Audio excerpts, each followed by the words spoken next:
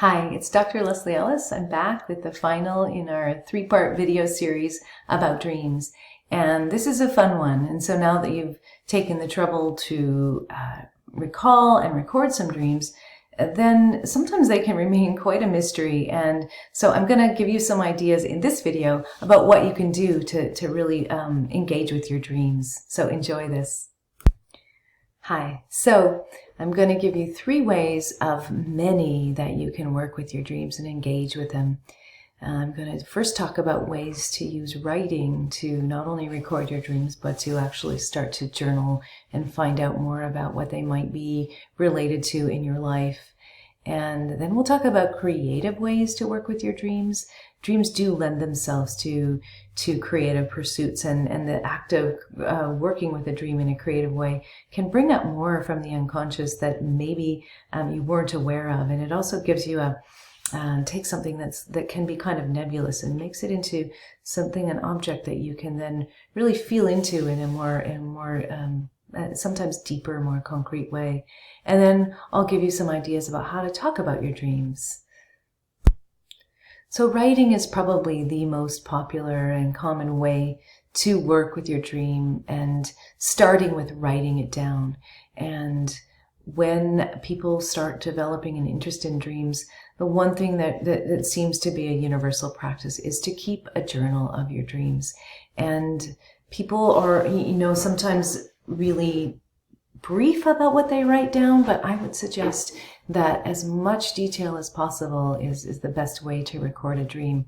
And I know for some of you who have epic dreams every night that this isn't a practical idea, and then in that case you might want to write down just the central images or capture the dreams that seem most important.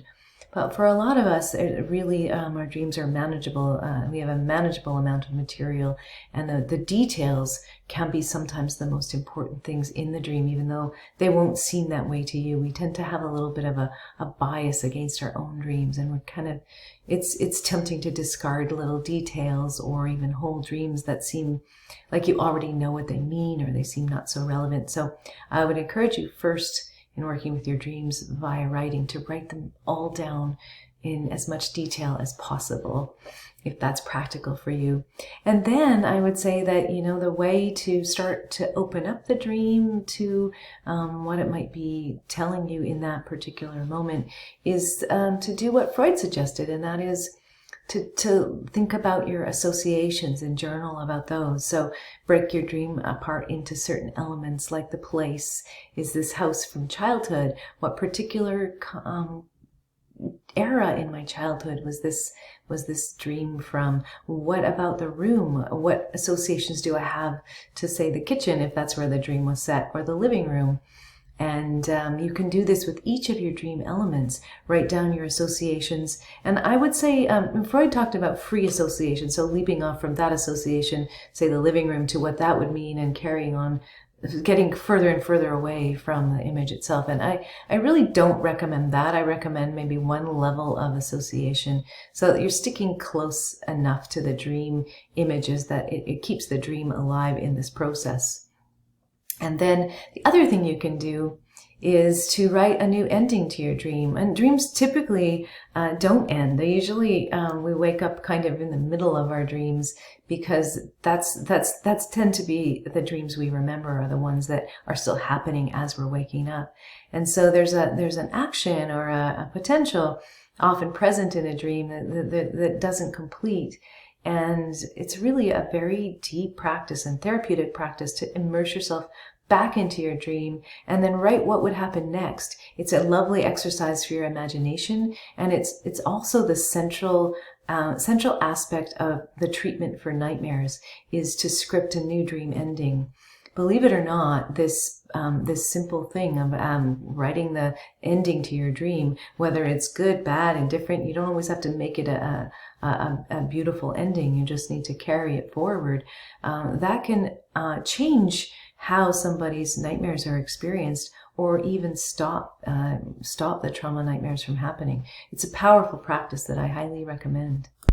So in addition to creating written accounts of your dreams, it's also a really good idea and very fun to create other things from your dreams. Typically, dreams are represented visually. The visual cortex is quite active when we're dreaming, so we'll dream more in pictures than we will in words. So sometimes writing words doesn't really quite capture the dream as well as an image, and images can also make the dream make sense if they're very complicated. Putting it down in a picture can capture it in a way that is more economical. So a lot of times when people keep dream journals, they'll write it down and maybe include a little sketch, especially if the dream has got a very strong image that really is easier to just jot down in an image than it is to describe. And then you can carry on making more of your dream images, like by painting them or sketching them, or if you're not super artistically inclined, you could do a collage and pick out pictures. Although I will say that your artistic ability is not really the important thing here. The important thing is really the process that comes from taking your dream images and creating something from them that you experiment with and put out in the world, because in the process of creating something from your dream, you're re-engaging with the dream material and you're re-engaging with the unconscious and sort of carrying the process forward. And the things that come from it can be very surprising and very healing, and really, really important here not to worry about the end result. Although some great works of art have come from dreams, that isn't the point of this process. The point is the process itself. And the last thing I'm going to suggest just for now, even though there are many other ways to engage with your dreams, is to talk about your dreams.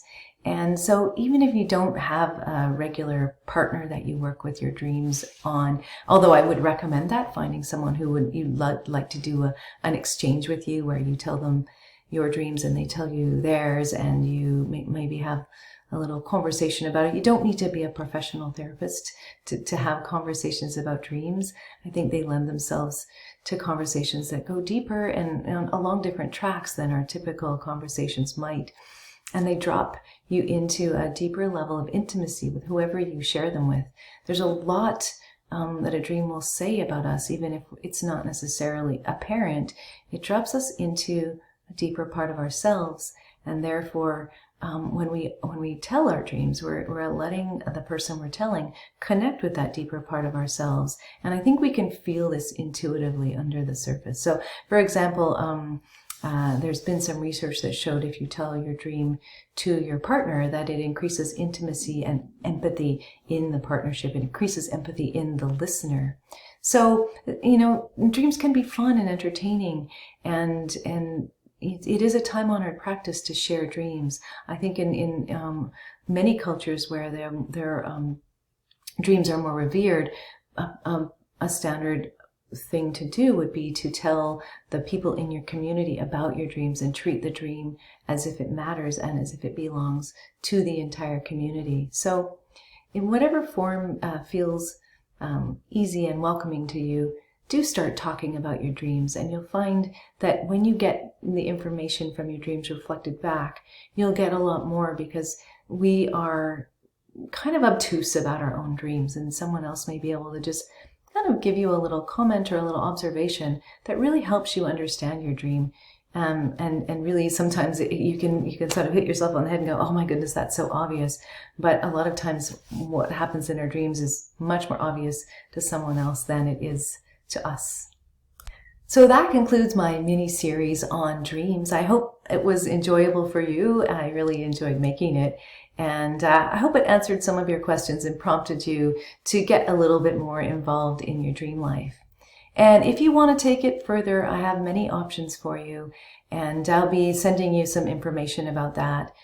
You can also check out my website, which is drleslieellis.com, all one word, lowercase. And if you like this series, you might want to consider joining me for an online course I'm offering on how to work with your own dreams. And it takes some of the ideas that we just talked about and expands on those and adds others. And if you love this series, you might consider our DreamWorks certification program, which is a year-long process of learning how to work with your dreams and work with other people's dreams, and to be involved in dream groups and potentially start one of your own. And I do have a number of other courses available about dreams and about cultivating the inner life. And so I hope to see you in some of my future courses. And I really appreciate you taking the time to listen to this all the way to the end. And sweet dreams.